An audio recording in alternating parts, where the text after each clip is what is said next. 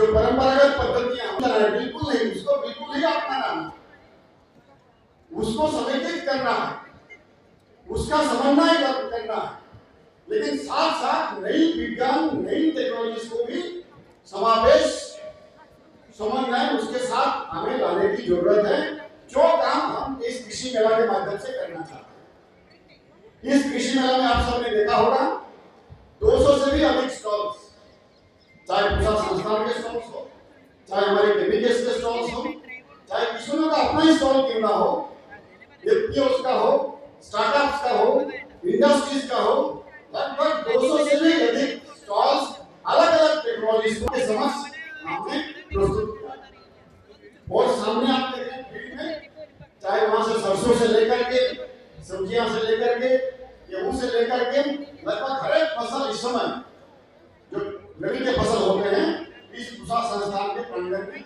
आपके लिए डेमोन्स्ट्रेशन किया गया। उद्देश्य केवल इतना ही है, हमने जो विकास किया है, हमने जो टेक्नोलॉजी विकसित किया है, आपको ज्यादा से ज्यादा जानकारी उसके बारे में दिया जाए। और उससे भी महत्वपूर्ण है, मुझे भी कह रहा था, आपने दोहरा रहा हूं, उससे भी महत्वपूर्ण है कि आप हमें बताएं करना क्या, कैसे करना, क्योंकि आप लोग खेतों में काम करते हैं, आप भली भांति जानते हैं आपकी खेत की समस्याएं क्या है, आपकी फसल की समस्याएं क्या है, वो हमें बताएं। और आपने जो एक्सपीरियंस अनुभव जो प्राप्त किया है उसकी पूरी की पूरी जानकारी हमारे वैज्ञानिकों को दें, ताकि उसका भी इस्तेमाल करके हम ऐसे कुछ टेक्नोलॉजी विकसित करें जो आपको पसंद हो, जिसको आप अपना पाए और फिर इसको आगे बढ़ाएं। ये तो पहला अनुरोध मेरा आप सबसे है। मेरा आप सबसे जो दूसरा अनुरोध रहेगा कि आप लोगों ने यहाँ जो भी देखा, जो भी ज्ञान आप लोगों ने साझा किया, लोगों से सीखे, इंडस्ट्री से सीखे, स्टार्टअप से सीखे, मेरा आपसे विनम्र अनुरोध है, आप तो गांव वापस जाइएगा, इसकी चर्चा आप अपने गांव वालों के साथ, अपने बाकी किसान बंधुओं के साथ जरूर करना। क्योंकि हम कितना भी प्रयास करें, पूरे देश को तो हम बुला नहीं सकते, आप ही हम मैसेंजर हैं, आप ही हमारे अग्रदूत बन करके अपने गांव में जब जा रहे हैं वापस, तो बिल्कुल समय निकाल करके सबको बताइए कि पूसा संस्थान में पिछले 2-3 दिनों में आपने क्या देखा, आपने क्या चर्चाएं की, क्या जानकारी आपने किया और क्या लिया, ताकि जो लोग इस मेले में भाग नहीं ले पाए उनको भी जानकारी मिले कि किस तरीके से नई पद्धति, नई वैरायटीज, नई टेक्नोलॉजी, चाहे पानी प्रबंधन का हो, खाद प्रबंधन का हो, मिट्टी का प्रबंधन का हो, जो भी जानकारी आप लोगों ने लिया है उसका साझा अपने दोस्तों के साथ, अपने बाकी किसान भाई बंधुओं के साथ जरूर करें। तीसरा अनुरोध आप सबसे मेरा जो रहेगा, ये जो संपर्क किसान और विज्ञान का जो संपर्क, इसको ऐसा बिल्कुल मत होने देना, आप लगातार संपर्क में रहना।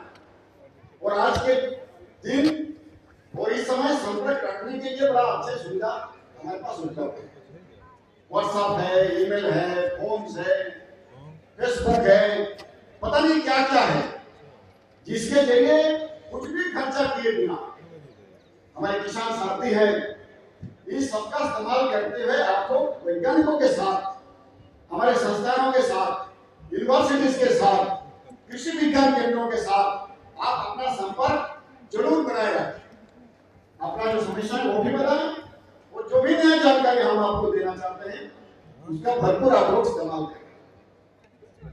जहां तक हो सके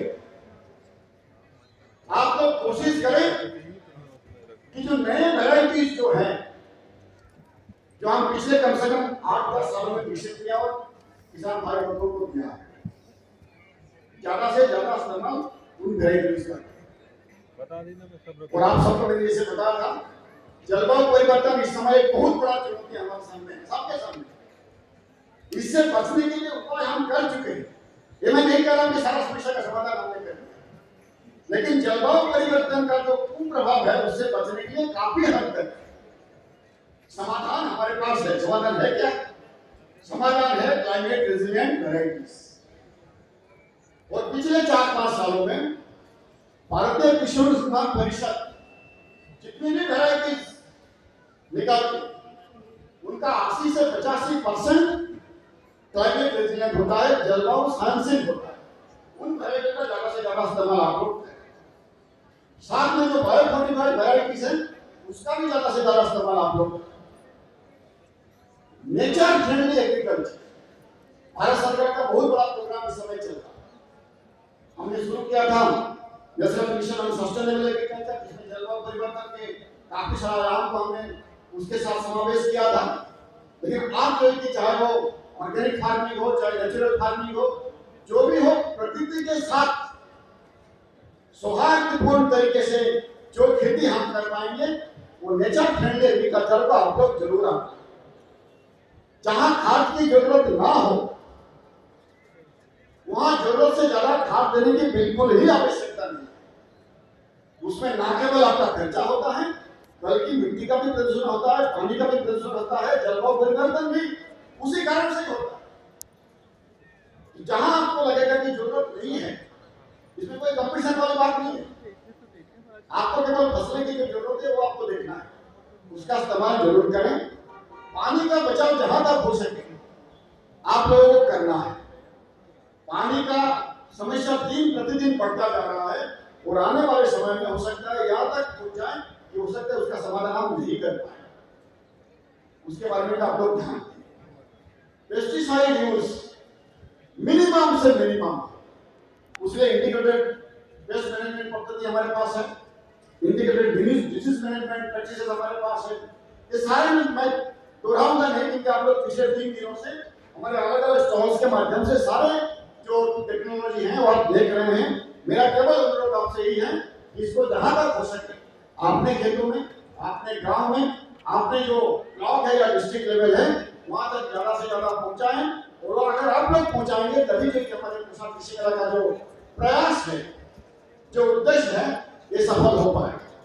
मैं पुनः आप सबको, हमारे देश के कोने कोने से आए हुए किसान भाइयों बहनों को बहुत बहुत अभिनंदन और बहुत बहुत बधाई देना चाहता हूं कि आप सब समय निकाल करके इस पूसा के पवित्र प्रांगण में, पवित्र सही में है वो मैं कहने के लिए नहीं कर रहा, सचमुच पवित्र है।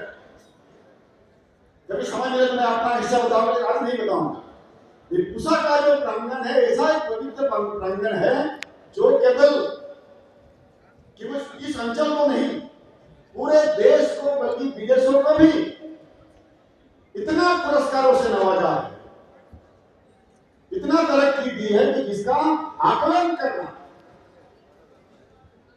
नामुमकिन है, असंभव है। यही वो प्रांगण है जहां से हरित क्रांति की शुरुआत हमने किया। यही वो प्रांगण है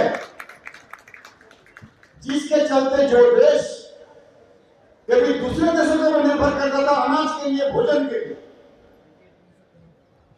वो देश आज 80 करोड़ जनता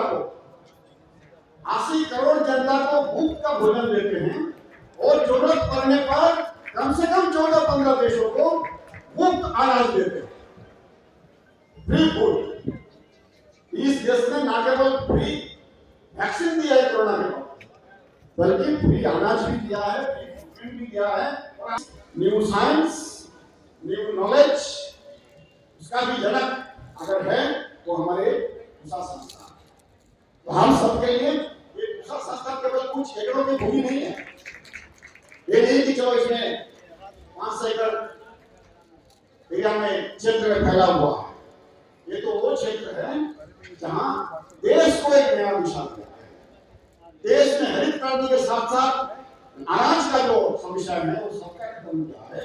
और आने वाले समय में ये मैं हमारे पूसा के जो स्टाफ यहाँ बैठे हैं उनको कहना चाहता हूँ, हम विकसित भारत का बात तो कहते हैं, लेकिन मैंने जैसे बताया विकसित भारत विकसित कृषि के बिना संभव नहीं है, और विकसित विज्ञान के बिना संभव नहीं है, विकसित तकनीक के बिना संभव नहीं है, और विकसित विज्ञान और विकसित तकनीक पूसा संस्थान के बिना संभव नहीं है। भारतीय कृषि अनुदान परिषद के बिना संभव नहीं। ये बहुत बड़ा रिस्पॉन्सिबिलिटी आप क्या स्वरूप पेश करेगा, बल्कि देश को भी एक विकसित देश। मैं उम्मीद करता हूं कि हमारे किसान भाई बहन जो लोग आज यहाँ उपस्थित हैं, हमारे वैज्ञानिक जो आज यहाँ उपस्थित हैं, एबीकेएस के स्टाफ, हमारे स्टूडेंट्स, हमारे टेक्निकल एडमिनिस्ट्रेटिव सपोर्टिंग स्टाफ जो भी जुड़े हुए हैं पूषा संस्थान के साथ और इस पूषा मेले के साथ, आप सब मिलकर इस काम को आगे बढ़ाएं, इस उद्देश्य को सफल बनाएं, और तभी जो कि हमारा पूषा कृषि मेला का जो उद्देश्य है वो सफल हो पाएगा। बहुत बहुत शुभकामनाएं आपको, बहुत बहुत शुभेच्छाएं आप सबको। इन्हीं शब्दों के साथ आपको पुनः अभिनंदन देते हुए, आपको पुनः बधाई देते हुए, आपको पुनः धन्यवाद देते हुए मैं अपनी वाणी को विराम देता हूँ। जय हिंद,